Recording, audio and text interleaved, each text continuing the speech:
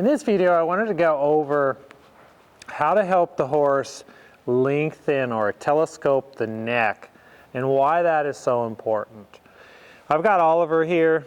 He's a 6-year-old gaited horse. We're not really sure what gaited horse he is. He's a rescue horse, but he's a really nice fellow. I've had him a couple weeks here, and like most gaited horses, when you first start working with them, is they tend to kind of pop their head up and contract. So their neck gets real short and tight, and when they pop their head up, like he's looking off, and he's got a bend to it. But when they bring their head up and they contract, they tighten the long muscles along their back, and usually their back gets tight and then it drops down. And what I'm going to do is just kind of show you how much lengthening you can get. So I'm going to bring out my trusty little baler twine here, and I'm going to measure him. He's got his head up right now. Measure from the wither to the pole here. And what length do I have there? And so I'll just tie a knot so we know where we're at. And now I'm going to ask him to drop his head down and see if I can get him to stretch and lengthen that neck out. He's concerned about something outside of the arena. So he's not really coming down when I ask, but sometimes you can kind of use a virtual treat to say, hey, stretch out here, and I can just rock his head back and forth a little bit. And what I want him to do is to telescope that neck, get that neck to go longer. And he's just locking up, and I might turn him around. And not only, so their emotions, the more their emotions up, like you're seeing right now, he's concerned about something over there. And the more they're concerned about something, the more their head comes up and the tighter their back gets. So this is a really good example of showing you what happens when they get tense and tight or worried about something. So it's twofold.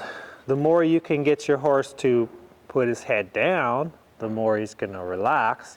The more he relaxes, the more he's going to let go of his back, and the more he can lift his back up. So this is why this is so important of getting them to release that neck and drop down. Now, every horse is different. Oliver here is more of a high-headed, high in the front type of horse. Hey, that's not too bad. So now I'm going to see, can he, and it's not about sucking back and down, as I want him to come out and forward. And asking, because he's kind of there, that's better, that's better. Yeah, and there's a lick and chew.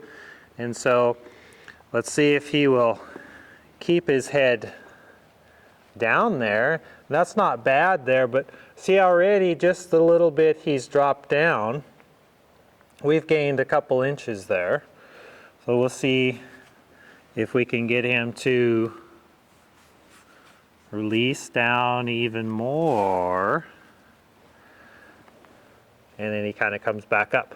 But you're seeing how much that neck telescopes out when he goes down and contracts up. And so this is a nice height right there. There you go. So you're getting to see how much that neck lengthens.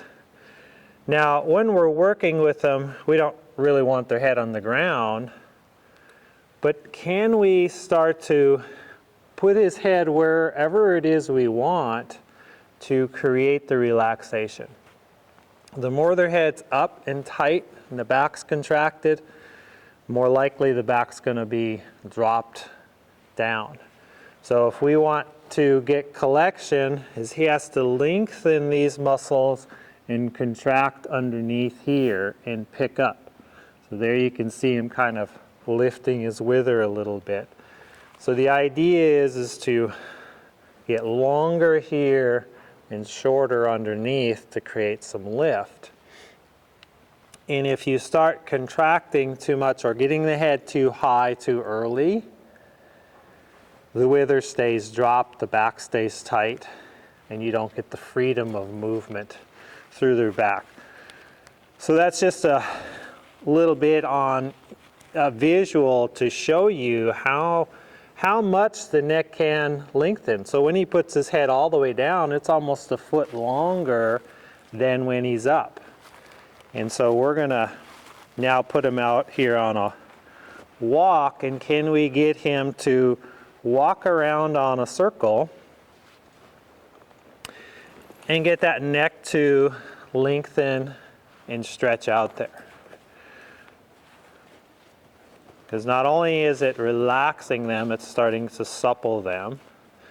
So on the circle at a walk, I'm not going to be real long. So with this work, it's not about getting them out there and just letting them go and go. If they need to do that, you know, when you come out and if they're fresh and they just need to go burn off some steam, that's fine. Give them some rope and let them do that. And once they have, then you're going to shorten up, connect up to them. So the three fundamental principles are forward rhythm, stay on the line of travel, and bending on the line of travel. So I'm looking for a nice relaxed walk, and this is pretty nice.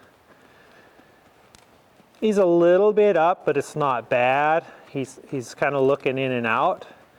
He's keeping a nice rhythmic walk. He's on the line of travel that I have. He's connected into my hand, and he's kind of dropping down there. Nice. And he's bending onto the circle.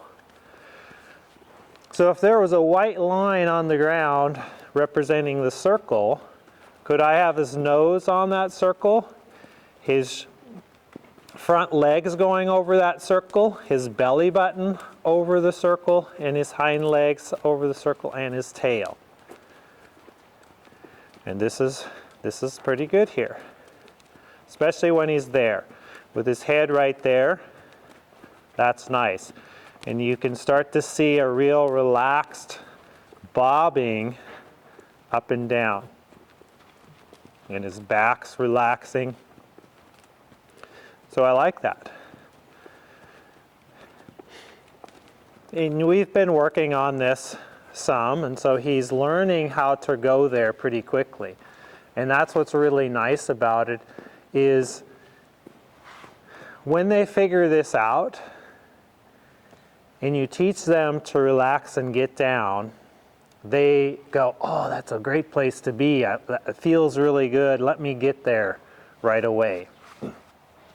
And especially with the horses that tend to be hot and, you know, high-headed and really wanting to go, is can you get them to drop that head down and relax?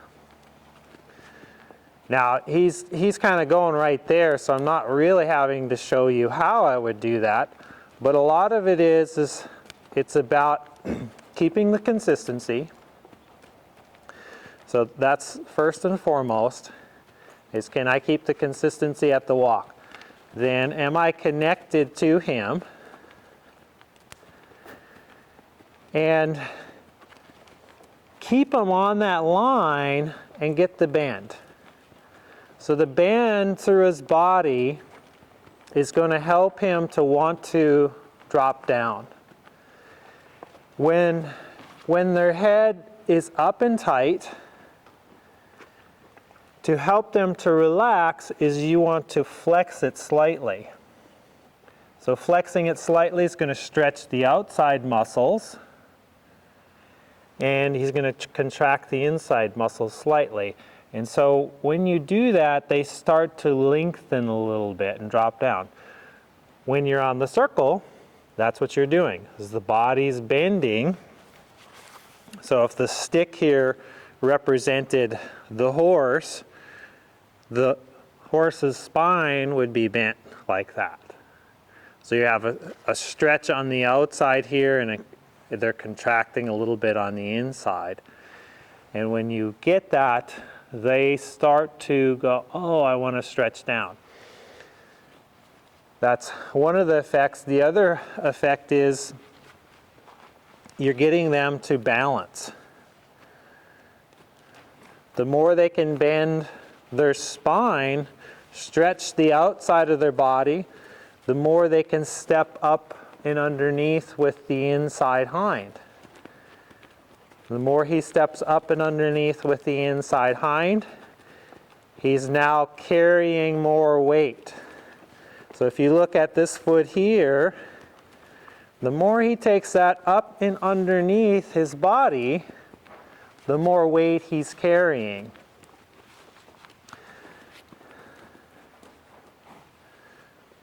So I'm going to position him there.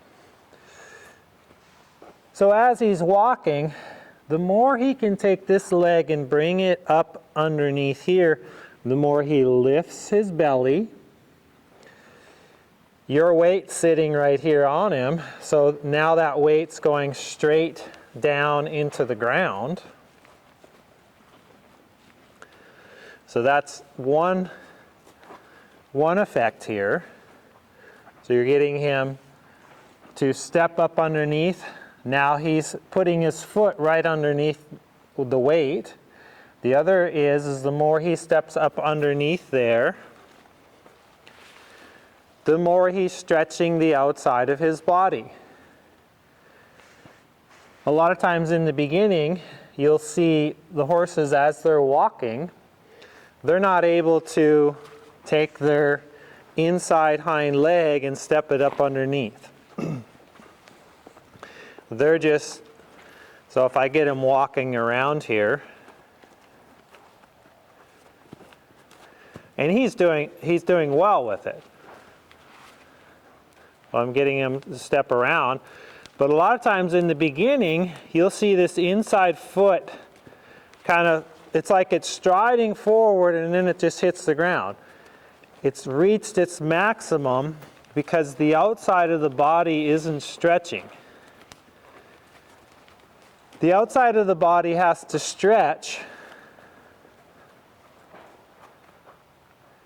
in order for the leg to come forward. So the barrel of the horse has to move out for this leg to come forward. And the more he can stretch the outside, he can move his barrel out of the way and step forward into that. But if he's not able to flex his barrel out, he tries to step forward, he runs into himself, and then the stride gets short. So the more he can flex that rib cage, the more he can step up and underneath. The more he can step up underneath, the more weight he's going to carry, the more he's going to lift. And that all starts with getting that neck longer.